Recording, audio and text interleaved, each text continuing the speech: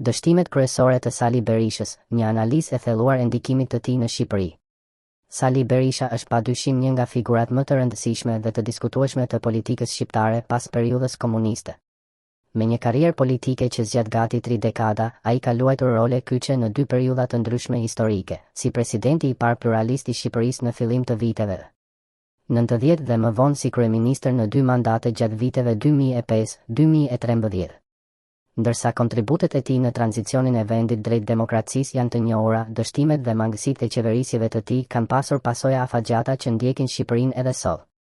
Në këtë artikull do të shkojmë më në thellësi për të analizuar disa nga dështimet më të dukshme të Berishës dhe si ato kanë ndikuar në zhvillimin social, ekonomik dhe politik të Shqipërisë.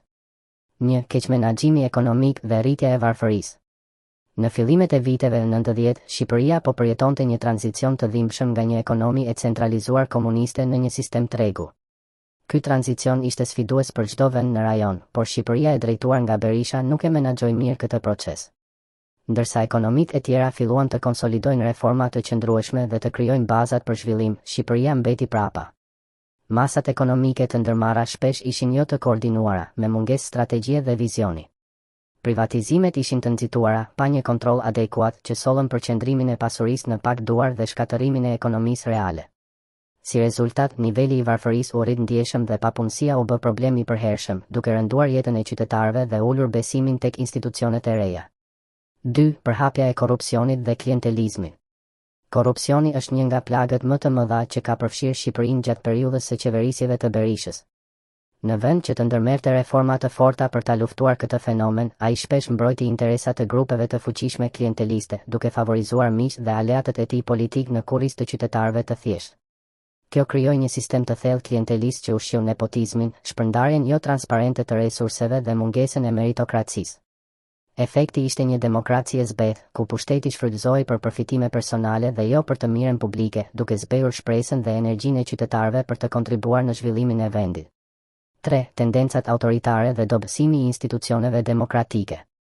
Gjatë periudhës së tij në pushtet, Berisha u akuzua për tendenca autoritare, duke ndërhyrë në punën e institucioneve të pavarura dhe duke u përpjekur të konsolidojë pushtetin në dorë të tij dhe të partisë së tij. Ai përdori kontrollin mbi median për të shmangur kritikat dhe për të manipuluar opinionin publik. Dobësimi i sistemit të balancës dhe kontrollit të pushteteve, si dhe sulmet ndaj institucioneve të drejtësisë dhe opozitës, krijuan një klimë politike të tensionuar dhe të pasigurt.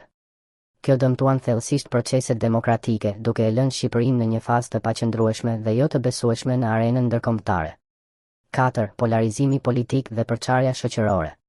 Politika e Berishës u karakterizua shpesh nga përplasje të ashpra dhe një stil konfrontues që kontribuoi në përçarjen dhe polarizimin e shoqërisë shqiptare. Ai shpesh u përfshi në konflikte të forta me opozitën, duke ushqyer një klimë kundërshtimi që ka vazhduar edhe pas largimit të tij nga pushteti.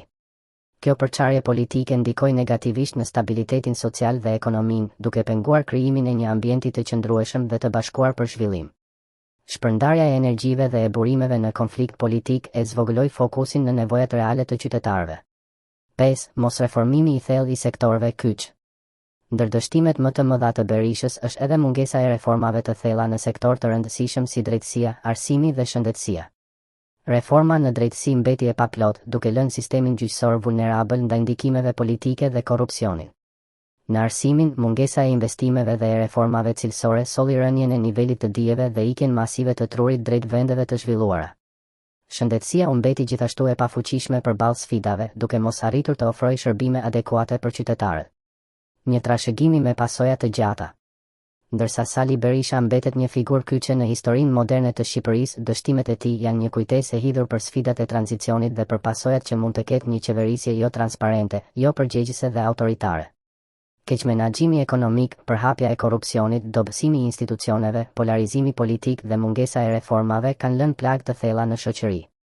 Nëse Shqipëria do të ecë përpara, është e domosdoshme që të mësojmë nga këto gabime, të kërkojmë një politikë më të përgjegjshme dhe të punojmë për ndërtimin e institucioneve të forta që do të mbrojnë demokracinë, drejtësinë dhe zhvillimin e qëndrueshëm për brezat e ardhshëm.